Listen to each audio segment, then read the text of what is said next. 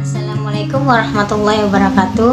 Perkenalkan, nama saya Lutfatul Kolbi dan teman rekan saya Adila Zahratunisa, Intan Fauzia, Isma Maria Ulfa, dan Siti Nurlasari.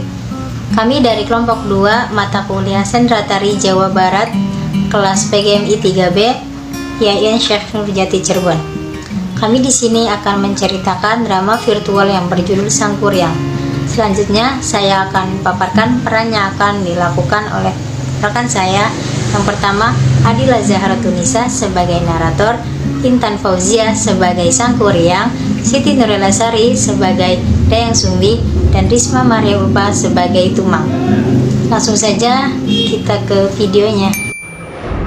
Alkisah pada zaman dahulu di tanah Parabia, pada sebuah kerajaan yang dipimpin oleh seorang raja dan ratu yang memiliki seorang putri yang diberi nama Dayang Sumbi. Dayang Sumbi terkenal dengan kecantikannya dan kecerdasannya. Di suatu pagi, Dayang Sumbi sedang menenun. Kemudian ia merasa tidak enak badan dan tanpa sengaja ia menjatuhkan berkali-kali pintalan benangnya ke lantai.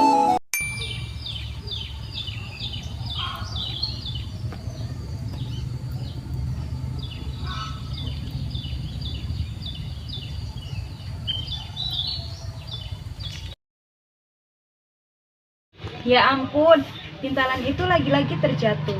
Aku berjanji, siapapun orangnya, apabila ada seseorang yang membawakan pintalan yang terjatuh itu kepadaku, apabila dia seorang laki-laki, maka akan aku jadikan dia sebagai suamiku.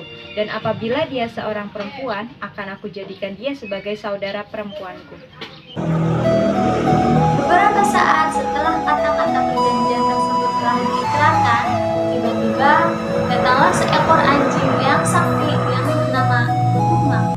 Apakah ini milikmu, Tuan Putri? Mengapa malah kau yang membawakan pintalan benangku? Artinya, mau tidak mau, suka tidak suka, aku harus tetap menjalankan janjiku untuk menjadikanmu sebagai suamiku. Selanjutnya, Dayang Sumbi dan seekor anjing yang bernama Tumang menikah dan hidup bahagia.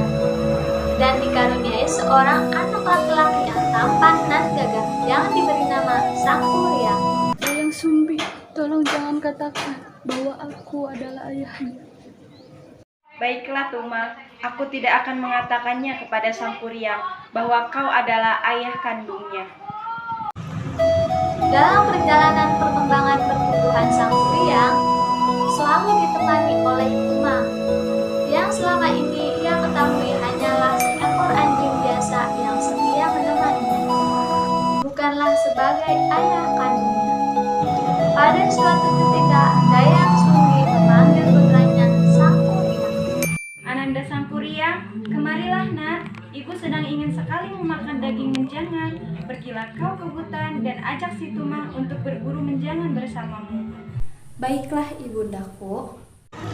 Setibanya Sang Kuryang di tengah hutan, Bagaimana aku bisa mendapatkan daging menjangan yang sangat besar? Aku tidak akan pulang sebelum mendapatkan daging menjangan yang sangat memuaskan. Aku akan menajamkan anak panah ini kepada si Tumang sebagai ganti hewan buruan yang belum aku dapatkan. lalu Sang Kuryang mengarahkan musuhnya ke arah si Tumang. Dan benar saja, si Tumang terkena anak panah Sang Kuryang. Dan tak lama kemudian Tumang pun sekarat dan akhirnya mati. Setibanya di rumah, Sang Kuryang langsung memberikan daging si Tumang kepada ibunya. Ibunda, ini adalah daging menjangan yang sangat besar hasil buruanku. Terima kasih anakku, kau sangat piawai sekali dalam memburu daging menjangan.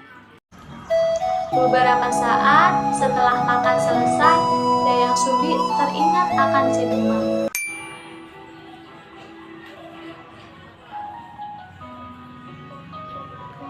Kemana ya si Tumang? Kenapa dia belum pulang juga? Mohon maaf ibundaku, Tumang telah mati di tanganku. Daging yang ibu makan tadi bukanlah daging menjangan, melainkan dagingnya si Tumang.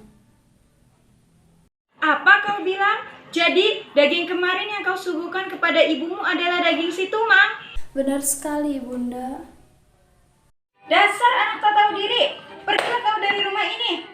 Mendengar cerita tersebut, Dayang Sumbi marah besar dan kemudian refleks memukul kepala sang kuryang dengan peralatan dapur hingga kepala sang kuryang terluka. Maafkan aku, Ibunda. Baiklah, aku akan pergi dari sini.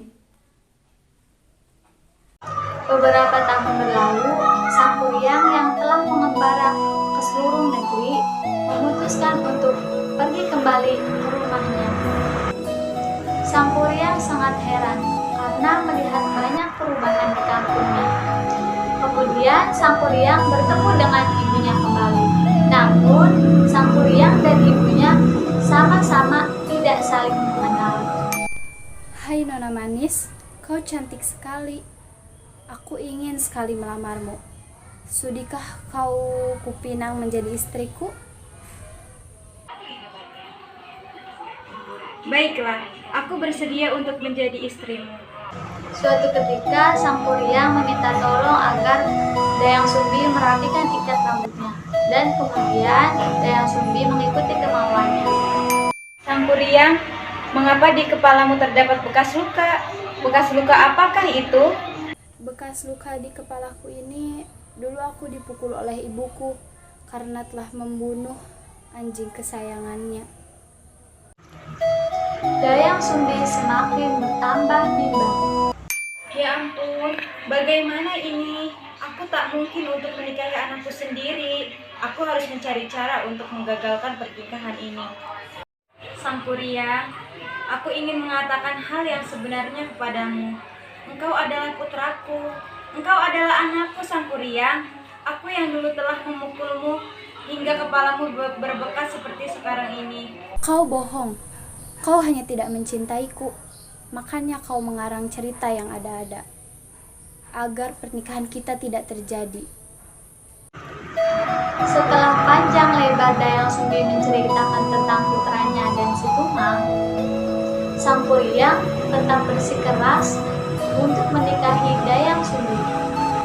Dayang Sumbi pun mencari cara agar pernikahannya dengan putranya gagal. Hai sang kuryang, apakah kau tetap bersikeras untuk mempersuntingku? Tentu, tekadku sudah bulat. Baiklah sang kuryang, aku bersedia untuk menjadi istrimu. Tetapi aku mempunyai beberapa syarat. Apa syarat yang kau ajukan? Yaitu kau harus membuatkanku sebuah bendungan dan kau harus membuatkanku sebuah perahu. Dan semua syarat-syarat itu harus terpenuhi sebelum fajar tiba. Baiklah, akan aku lakukan semua persyaratan yang kau ajukan. Lalu sang kuryang pun pergi dan kemudian dia memanfaatkan kesaktiannya untuk memanggil jin-jin untuk membuat bendungan dan perahu untuknya.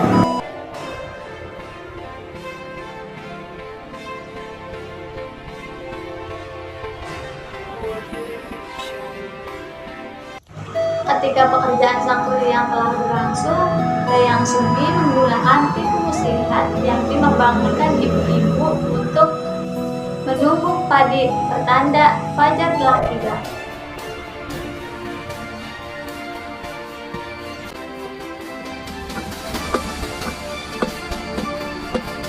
Sang kuryang berhenti melakukan pekerjaannya dan jin-jin pun mulai berlarian karena mengira fajar telah tiba.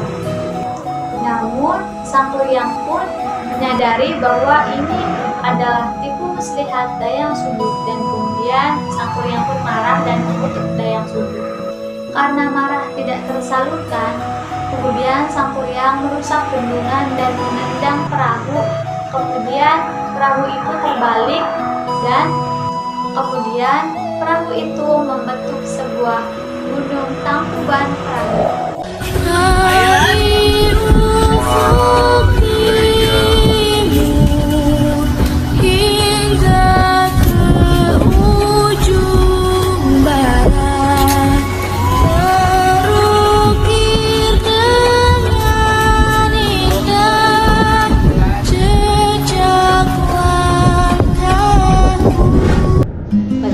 dengan ceritanya.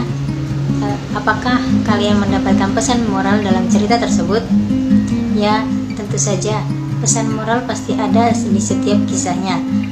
Salah satu dari pesan moral cerita Sang Kuryang yaitu cerita ini mengajarkan bahwa setiap kejujuran akan mendatangkan kebaikan kepada kita sendiri, dan sebaliknya jika kecurangan atau ketidakjujuran kita maka akan merugikan kita sendiri. Begitulah kehidupannya. Semoga video ini dapat bermanfaat bagi kalian. Kurang lebihnya mohon maaf. Thank you for watching. Wassalamualaikum warahmatullahi wabarakatuh.